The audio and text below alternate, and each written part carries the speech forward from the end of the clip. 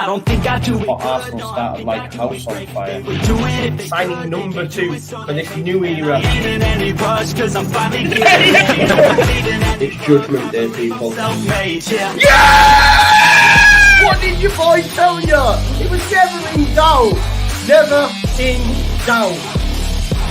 Don't believe in any luck, I believe I'm self-made, yeah.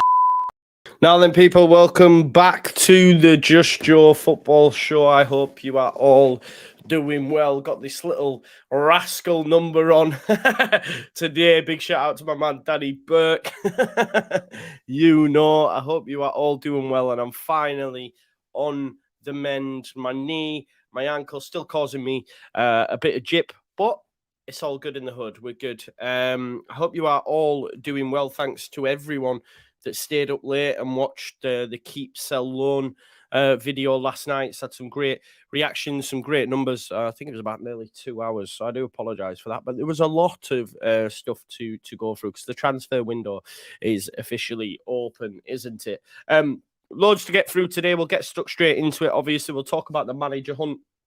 First and foremost, Phil Hayes done an article, The Return of the King, tonight as well. We'll talk about Diego Llorente, Scotty Parker, changes at Real Madrid that could affect the Rodrigo deal, Stuart Weber, Graham Smith's also kindly, just as I was about to go live, done a Q&A, which means we can get into some of his answers to some of them questions. But first and foremost, let's Let's talk about, oh my God, that top is banging. I know, it's really nice, yeah. This is a Primark number. This is when you get the rascally shirts for the summertime. I've got a load of them. You'll be seeing more of them. So yeah, get yourself to Primark if you're digging this shirt. Look, what I want to say first and foremost is fair play to the 49ers. I think it's very, very commendable. Very, very commendable that they pushed as hard as they have done for Brendan Rodgers. My man Oscar did a video last night. Oscar's, I've been hearing similar things to what Oscar has. I was heard there was a deadline for Thursday set for Rodgers. They even tried to stifle the Rodgers to Celtic deal by offering more money at the final hour, but it looks like he's opted for Celtic. But what I do believe, and I think a lot of Leeds fans, big up Han, nice to see you, haven't seen you for a while. What I do believe is that it shows a real sense of intent from the football club and from the 49ers that they were willing to push the envelope as far as they were in order to try and get Brendan Rodgers over the line. Unfortunately, it looks like he's opted for a return to Celtic. That remains to be seen whether or not that's going to be good for him. Maybe he looks at it as Champions League football, do okay in Europe, win the league. That probably gets me a job back in the Premier League. Go to Leeds United. If it isn't a success, he was excited by the project, but if it isn't a success, then where does my career go from there? So is he really in tune with the challenge? Potentially not, but it is what it is. Look, at the end of the day, he has opted to go back to Celtic. Celtic fans, a lot of them, won't be best pleased because he didn't leave in the best circumstances. I heard a few chants that were labelled at him yesterday. Actually, someone tagged me in a few chants, but the Celtic fans were singing about him when he did leave. But it is what it is. Robert says Rodgers, Leicester City failure. I disagree. They won an FA Cup 18 months ago. I don't know how you can call that a failure. And also 2 fifth-place finishes. At the end of the day, it's Leicester City, with all due respect. This is Leicester City that were in League One when we were. They're not a huge club. I'm not rewriting history here. Of course, they won the Premier League, etc., under Ranieri, but let's not pretend that winning the FA Cup for Leicester City isn't seen as a good job. But yeah, look, Brendan Rodgers looks now like he has opted and he's going to sign on the dotted line with Celtic. So where does that leave Leeds United in their managerial hunt? Well, Phil Hay did an article this morning. There isn't much in it because there isn't much to go on really at the minute. I think Leeds United have leaked enough to the press just on the Brendan Rodgers situation and are remaining tight-lipped really now when it comes to Farke and Corberan and the next manager. But I think what they've done is release quite a lot on the Rodgers stuff, just to show really the fans and the rest of the footballing world that they were serious about this, and they were willing to push the envelope out on Brendan Rodgers. So I think it's good. Big up to Chris Moyles, who says, sorry if I'm a bit late, but what's the history on that shirt, Joe? This is a Primark buy. It's a lovely little purchase. I don't mind it. I've got many others, so I will share them with you over the next coming days, Chris. It's summertime. Summertime. It's the summertime. But big up Chris as well, who gave a shout out to the walk and definitely did some great things for us in terms of being able to raise as much money as we have at this point. So big up to Chris and Radio X for doing that for us, and many others. I think we were on the BBC, we were on Look North as well, and many different publications, which has massively helped the walk. So yeah, big up to them. Lee Baird says, surely time to ditch the scream. Yes, a new intro will be done over the next coming weeks, so just bear with me, and I promise there will be no screaming there for you. Okay. How's the skanky foot? It's doing better, Alex. Both feet are on the mend. I'm going to the wound hub. I like saying that. It's like I'm like, you know what I mean? I've been through the wars. Wound hub. I'm going to the wound hub. Yeah, you heard that right. The wound hub at 20 to 3 to get my feet redone. But I don't think it'll need the full ballerina treatment. It looked like them ballerina sneaks on the other day. I just need my big toes wrapping because them big toenails are ready to pop off. I can't lie to you. Yeah, so the skanky foot's all right, but let's get stuck back into the article then. So like Phil here says, which I think, look, it's done now. He's going to go to Celtic, resistant to the idea of coaching in the EFL. Leeds tried, but ultimately, you know, it didn't come off. James C says, odds of Joe's alarm going off during this. Well, I've actually just taken my latest antibiotics, so there's no worry about the alarm going off. 4 hours time it will. 4 hours time from now. So we are, like said, you know, we are taking a little bit of time, 3 weeks into the close season, but we know that was due to the negotiating of the takeover, etc. Really excited that that's happened. And again, take confidence, Leeds fans, in the fact that Leeds and the 49ers were willing to push as hard as they did for Brendan Rodgers. This is a guy, again, I'll come back to it. Let's not rewrite history, that won the FA Cup just 18 months ago. Even the thought of him dropping down to the EFL was a bit of a pipe dream anyway. But had we have secured that, like for me, the rest, for me, Leeds United would have been favourites to win the championship, come back at the first. He is that big of a coach, in my opinion. I know people disagree. I don't know why, but I think it'd have been an unreal appointment. Unfortunately, you know, we haven't been able to do it. But I don't think the other two names that are probably closest to the appointment are too bad either. And like's been said, interviews are ongoing and will run into next week if Leeds cannot reach a decision in the days ahead. I'm hopeful that it'll come before the weekend. We know that initial talks have been had. We know that the football club currently are running on American time due to the fact the 49ers are obviously calling the shots. West Bromwich Albion boss Carlos Corberan and former Norwich City manager Daniel Farke, recently sat by German side Mönchengladbach, are two of the options being looked at by United. Scott Parker has also been considered, but Leicester are also considering making an offer to him. Just on Scott Parker, he would be a hard pass for me personally. I think out of the three mentioned, I'd be least enthused by that appointment of getting teams out of the championship, but I'm just not keen on his style of play and on him as a person, if I'm being totally honest. Not personally, but just how I've seen him operate. Maybe I've took it personal when he said that Bielsa worked in scripted movements that one time they got a result against us, but then got spanked all the other times. It was like, why? Did you not read the script that time? Do you know what I mean? Did you not read the script that time? But listen, Scott Parker, I believe, is very, very close to signing up to Leicester anyway. I think he's going to be their appointment, and therefore he's their problem.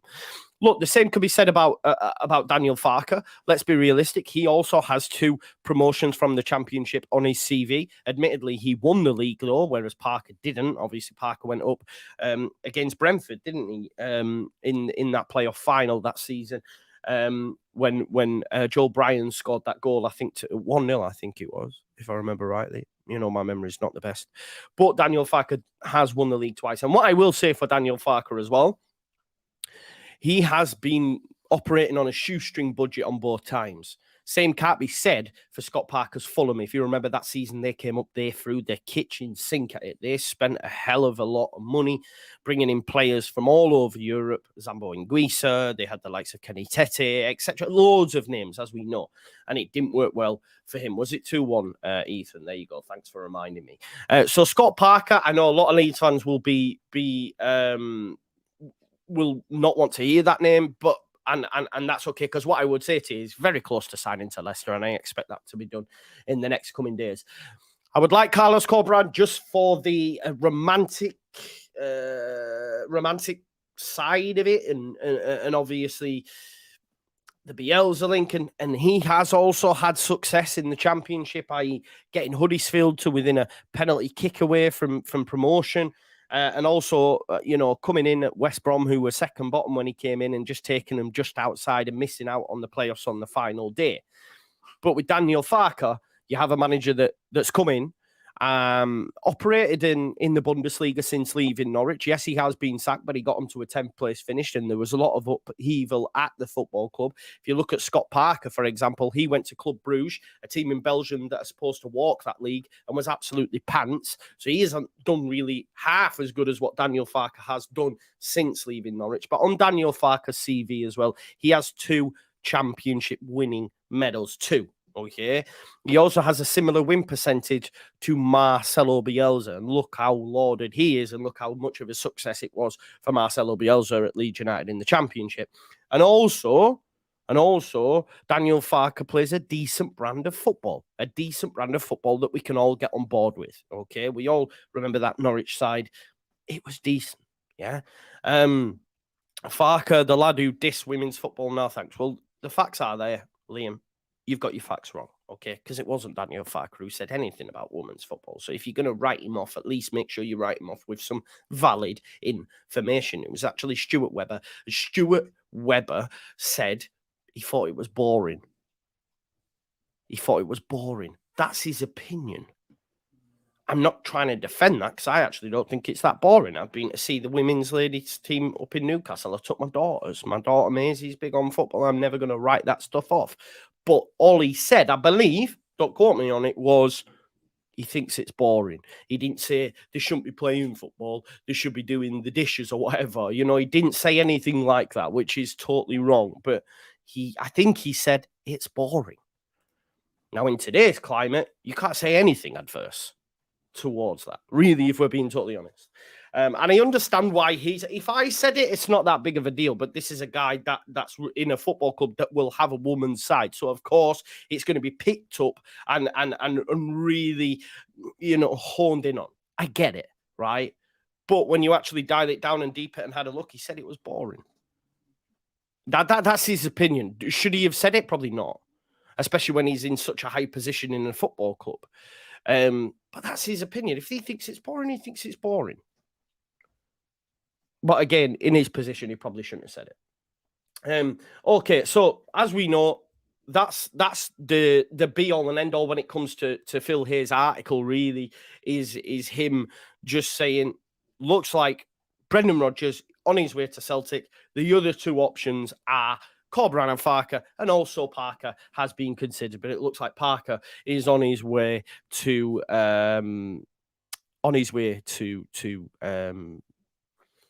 Leicester.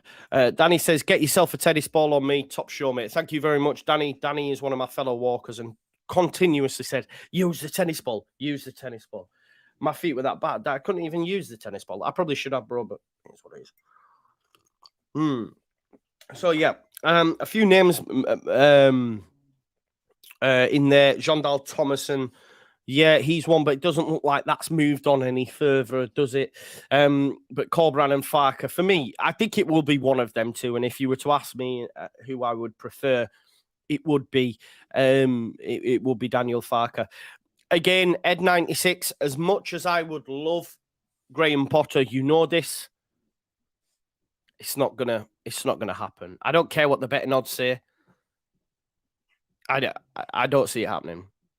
Personally, I don't see it happening. He has come in massively down to 3-1. I don't see Graham Potter agreeing to come to the Championship. I think he's linked to Crystal Palace, is he not? Let me just do a quick Google search on Graham Potter and just see what the latest news is.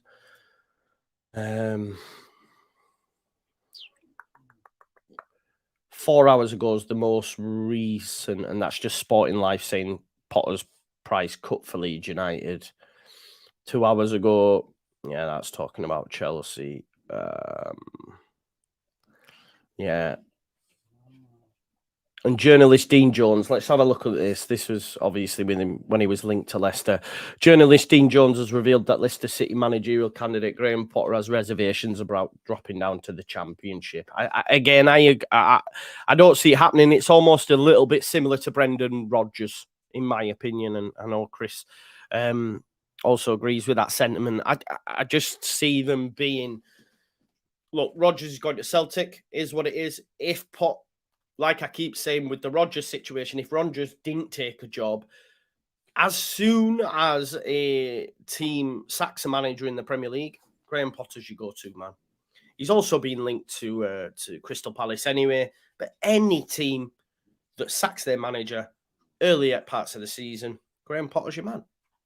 Graham Potter is your man. Just on the Gallardo stuff, the Iriola stuff, they were all Victor Orta's appointments. As soon as Victor left, they were never going to be mentioned, unfortunately, folks. As much as you might want Gallardo, as much as you might want Iriola, they were never going to be happening. And I think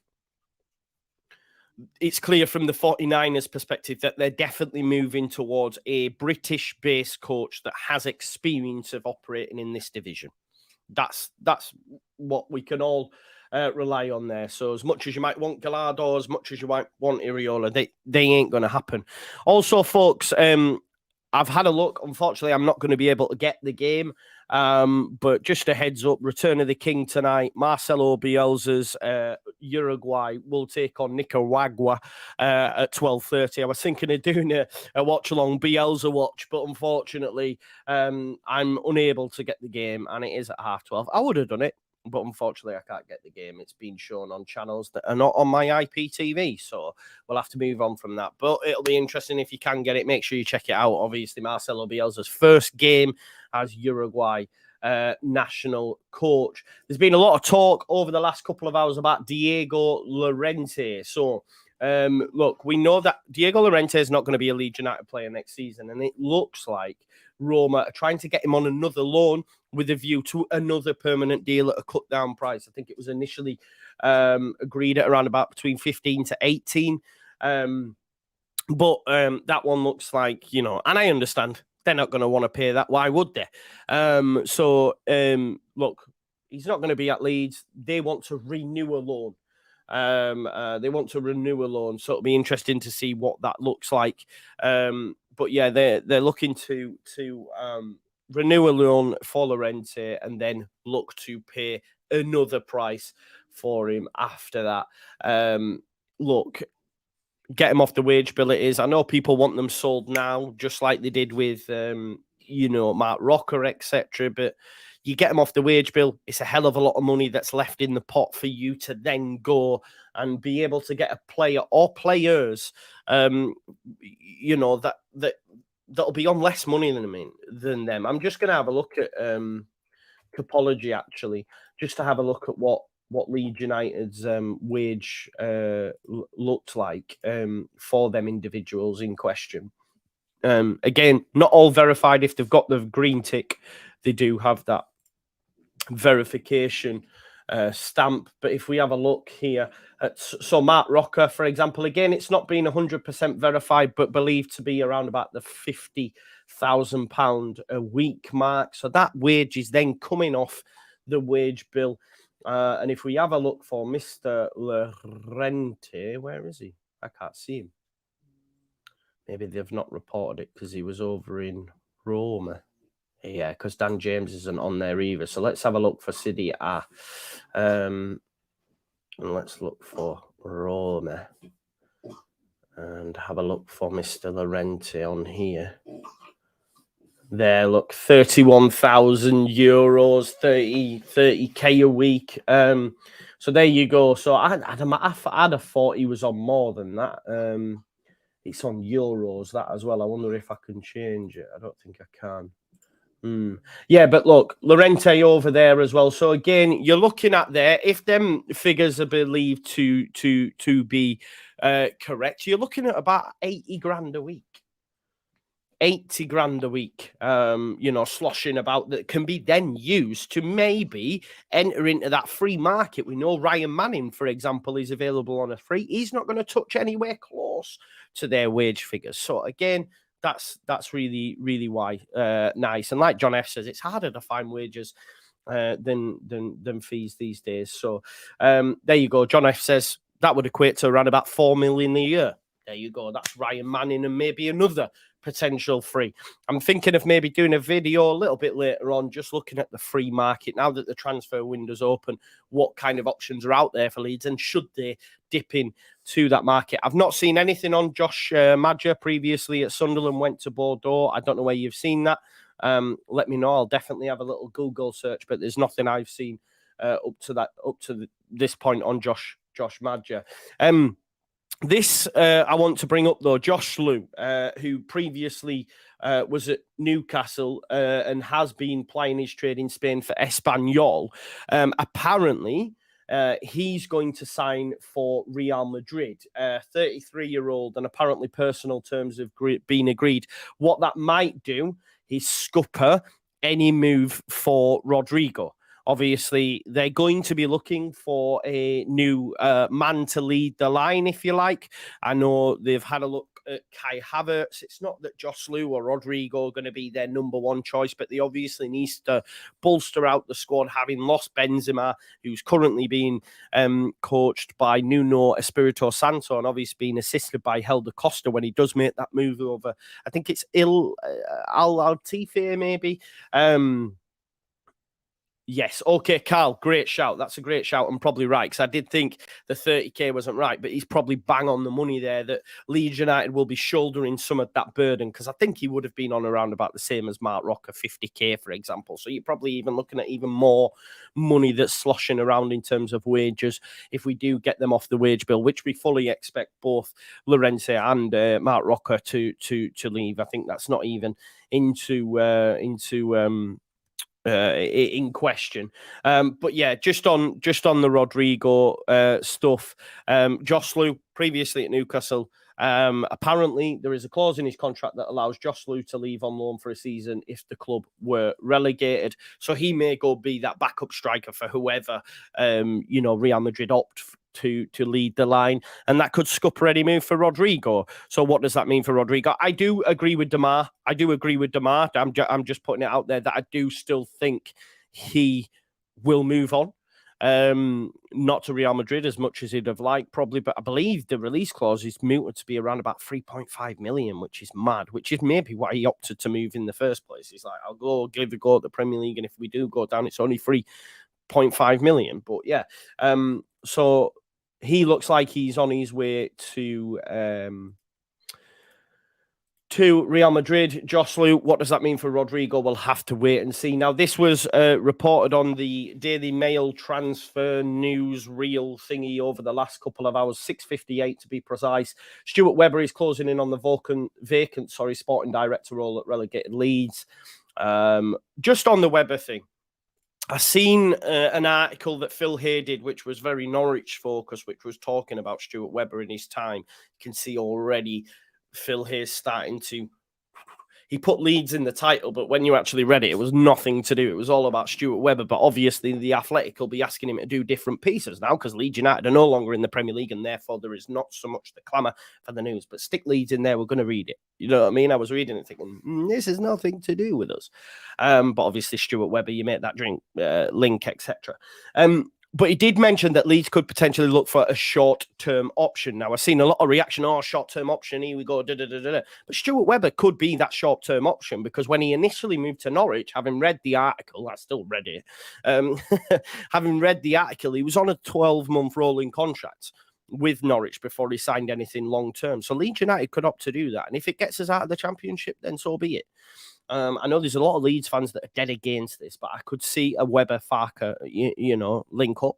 They know each other. They know what each other need, and I feel it could work. So I'm on board with Stuart Weber, and if it's short term, that's fine as well. Because like I say, we might need to revisit it when we move to the Premier League. Obviously, Christian Perslow, which Joe talked about yesterday, when I seen he'd left Villa, that was another one. I was like, all right, okay, let's move.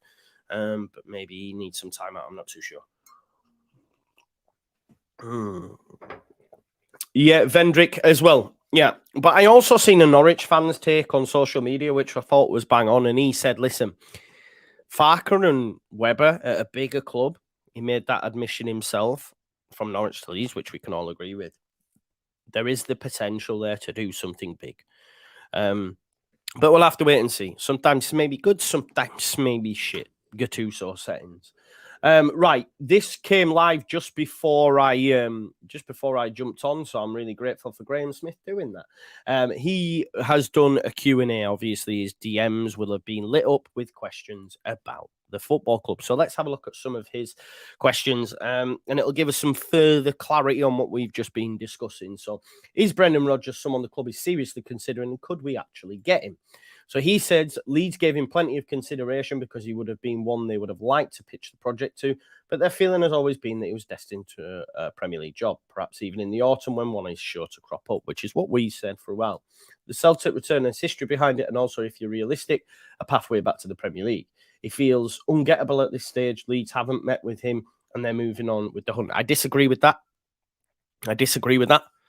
And I feel that I know that. Listen, of course, people are going to say Graham and etc. are more ITK than me. I get it. But from what I've been told, I believe that's incorrect. And obviously, they can only go on what the club can have told them. But I think there has been. Listen, let's not forget when we were told about the Bielsa stuff, the journalists were saying no. And then weeks after they said, yes, it did happen.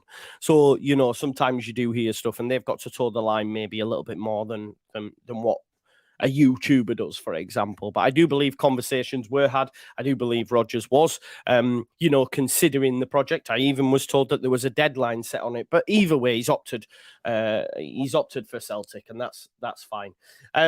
He was then going on to ask to say, who is the favourite now Rodgers is out? Is it Daniel Farke? And would we need permission from West Brom to interview Corberan? Of course we would. There's a 2 million release clause. But Graham says the two names you have mentioned are two that have come up consistently since a new manager was first spoken about at the end of the season. Can see the logic behind either appointment, and neither will be considered unobtainable by any stretch. I disagree on the old Daniel Farke stuff because Daniel Farke was still in a job when the season finished. Corberan is in employment, so Leeds would need an element of cooperation from West Brom. But with West Brom, they have a lot of financial issues as well at the minute. But the way these things tend to go, you wouldn't see it being a big issue. They might dig their heels in, but what's the point? If a manager wants to leave, Corberan will highly likely fancy it. It's a terrific job, even if it's a little daunting for him. Okay, so if Corberan didn't have one season under Bielsa, do you think the fans would want him? Very underwhelming if we get him, in my opinion. That's from Billy Mack. Of course, and I've said before, there is just my opinion on this question. Not that guy's asked for it, but I do think, for me, that, of course, there is the romantic... I always get the word wrong, but there's a romantic element to it, of course there is. The fact that he was there under Bielsa. But he's also backed it up. Do I think we would look at it? Maybe not. Do I think there'd be that much fanfare for Corberan? Probably not. But the fact that he has been at Leeds United and was welcomed into the inner circle by Bielsa and did good job with the under-21s, and then has gone on to have success at both Huddersfield and West Brom. He can back it up as well. But look, like Graham Smith gave his opinion and said, of course, the Bielsa link stands him in good stead. But his championship record, there's a serious case for him to be given a chance to lead a genuine cracker promotion. That's what I'm saying. Yeah. Clarkey says Carlos has achieved nothing. I disagree, mate. Like I said, he had a Huddersfield team on a shoestring budget to win a penalty kick of the Premier League. And he also picked up West Brom's second bottom and took them to just outside of the playoffs on the final day. So, yeah, I agree with this statement. He has to be considered at least, but I think we'd all opt for Farke over him potentially. Potter has no links to us this summer, but the odds have come down tremendously on betting sites, albeit anything in it. Graham's been told it's a similar situation to the Rodgers case. He's a manager Leeds like. Loads of clubs like him. Of course they do. They would have considered him, but they don't consider him a realistic target. And I'd have to agree with that. I don't see him moving to an EFL club. Jamie Lowe says, half of our fan base is vibes. Yeah, Jamie, of course it is, man. You know me. I am, for sure.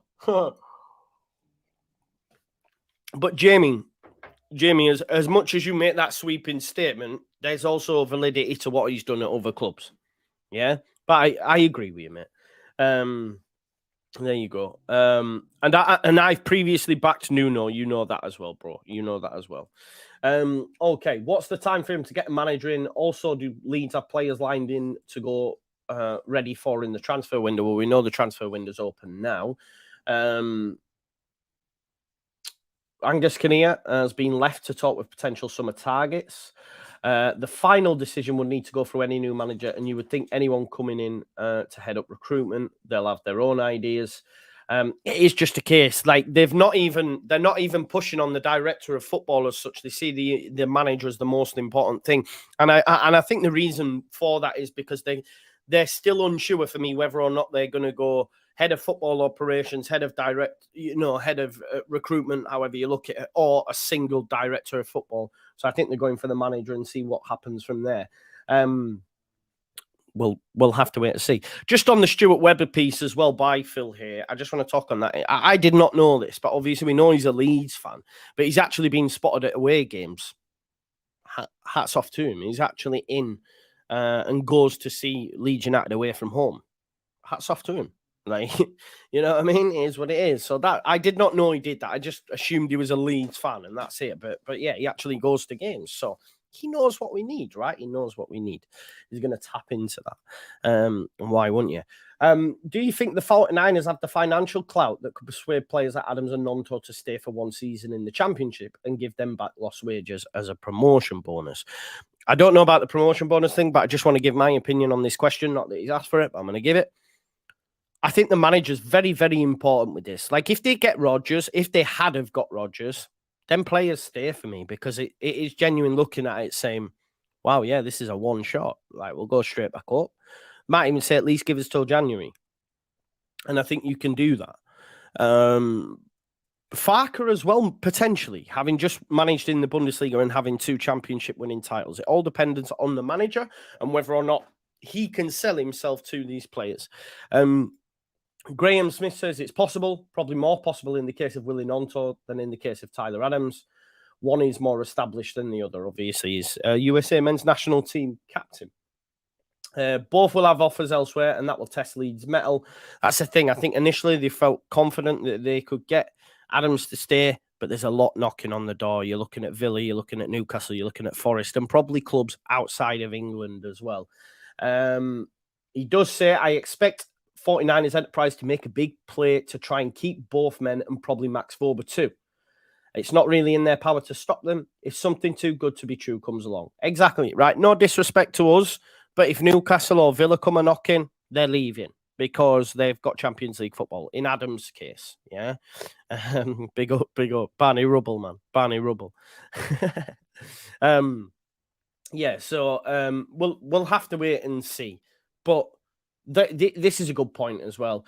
Graham said, I would argue the most important thing to do is determine the wishes of both players nice and early. Let's not forget our first pre-season game is like the 12th of July. in a month's time, 14th, whatever it is. We need to know by then if they're going to stay or not. If not, then find them new clubs and we can move on, right?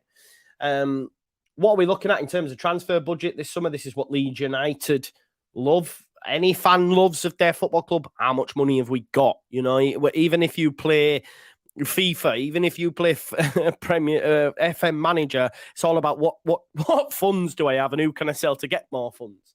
Graham says unlimited funds, no. But I do imagine the takeover will lead to the possibility of more spending than had the status quo remained the same. I.e., Radwazani no more, we're going to spend more. That's what Phil Hayes reported, and that's what I think a lot of us expect. Talking about the goalkeepers here, obviously we chatted about this on the Keep Sell Loan video. Like, we might need a whole new trio of keepers, really. But he said, I expect Melier to go. They need to find a number one. I would have thought Joe Robles as number two was a realistic possibility, but he's got a decision to now make as whether he holds out to try and impress in training and win a new deal or accepts the security of a contract offered earlier elsewhere. That's the thing as well. I mean, Joe Robles might be offered a number one spot somewhere lower league in Spain or in other, and he might want to do that. But as much as I like Joe Robles, I do think I would like a new number one. Not as old as Joel, and not as young as Melier, but someone that's going to be able to keep number one spot for Leeds United for the coming years. Sam Johnston, Kelleher, I'd take on loan. Maybe if you get promoted, you can then secure him on a permanent deal. There are other keepers out there. But listen, Klaassen, not for me. Van der Hooijvel, not ready either. I think we do need potentially two new keepers, potentially. Asked about Patrick Bamford and his future. This is one that obviously splits a lot of Leeds fans' opinions. Surely we're at a stage where we have to look at the future, and I can't see anyone taking him off our hands, which I agree with, unless the Saudis come calling. I don't think they're coming calling, are they? Patrick Bamford is a very good player in the Championship. Agreed. He's got injury baggage. But look, I'd keep Patrick around the place as backup. Will his injuries, he can't be number one, can he? That's the thing. He can't be number one. We need to go and get a number one for sure. Just having a look at some of the questions now. This is where they get a bit wild, asking about Jaffa cakes and stuff. Asked about Helder Costa. Yeah, I don't see the return. He has a super agent looking after his interest, and if he doesn't fancy return to Leeds, he will get a move. That's Jorge Mendes, isn't it? Chat about that. Kit sponsor. I'm just having a quick little scan through if there's anything. Okay, so he was asked about Charlie Cresswell. Now, I've heard some things on the grapevine about Charlie Cresswell potentially as a target for Liverpool with a view to a loan back. I hope that's not true, because I want Charlie to stick around the place. So, also depends on what style we're going to play. But I think you've got to keep Charlie. He's a future Leeds United captain for me. I think if Tyler Adams does move, I would make him captain straight out of the bat. First game of the season, Charlie Cresswell, captain of Leeds United, 46 games in the Championship. Smash it. But let's have a look what Graham. So he was asked specifically about Charlie Cresswell here. There's a release clause to contend with, so maybe a new contract would help. He's going to be the under-21s Euros, and if he didn't already have admirers, then he could make himself an even hotter property with his performances for England's Young Lions. A player who has tasted the Championship and overcome a few rocky patches to flourish in a team trying to get to the right end of the table. Why wouldn't you do everything to keep him? He could play lots next season, and I agree with every single comment there for me. I think, and this is the thing. You go through trials and tribulations when you go out to men's football, and he's done that. He's had ups, he's had downs at Millwall, and come through it smelling of roses. So for me, you've got to make him. He's got to play centre back alongside Max Wober. If you can keep Wober, that would be great. I think that's a solid Championship partnership, and I don't see many many getting past that. I think it's rock. I think it's full of what Leeds United fans want. A lot of grit, a lot of banging of the chest. And the thing is, as well, Cresswell gets you goals at the other end, which is what we've lacked from centre-backs. They do. They've all got 50p heads.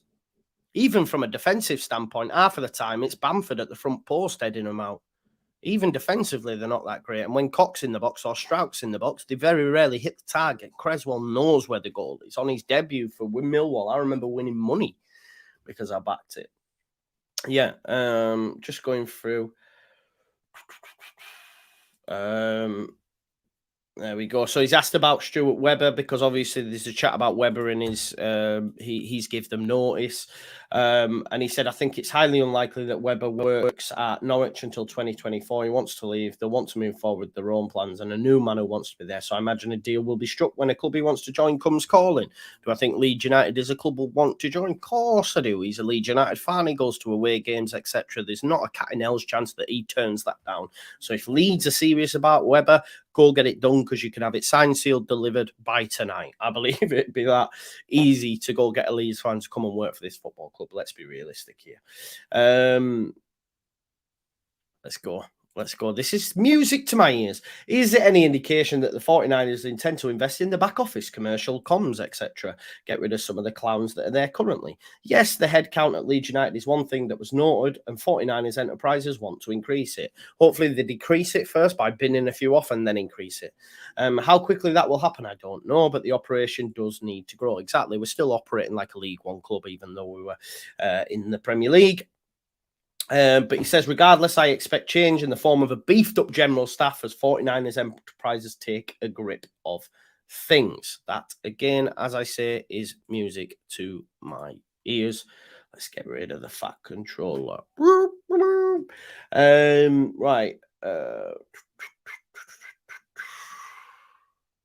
Just having a look. Some mad questions. Ice hockey teams. I think this is the last page now, folks. Maybe the last question. Peak David Healy or Patrick Bamford. Come now. Bamford is terrific, but go and watch Healy's hat-trick against Spain. Yeah, I mean, do you remember when he scored that only goal against England as well? Yeah, so David Healy every day of the week, baby. But that was his Q&A. So a lot of questions answered. Well, yeah. It's all unanswered at the minute, innit? Let's just have a look at the more latest news to see if there's anything I've missed before we sign off. What's this one here?